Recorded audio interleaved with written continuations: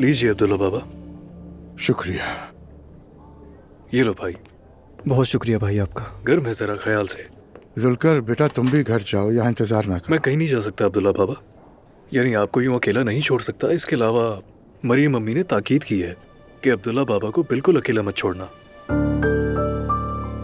मैं ये ट्रे रखकर फौरन वापस आता हूँ।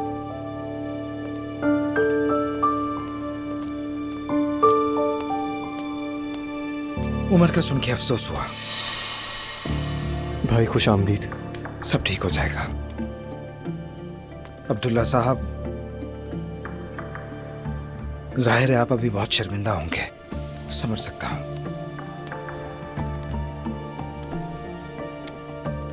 अल्लाह शिफा दे। उमर के लिए दुआ है कि वो जल्द सेहतयाब हो जाए। आमीन। बहुत शुक्रिया।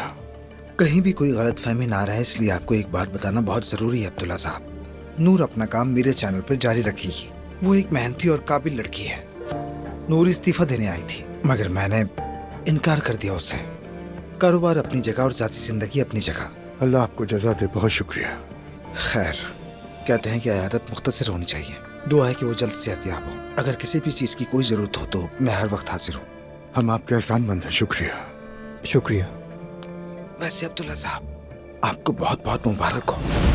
क्या मतलब? मैं समझा नहीं। समझ तो गए होंगे आप। चलता हूँ मैं।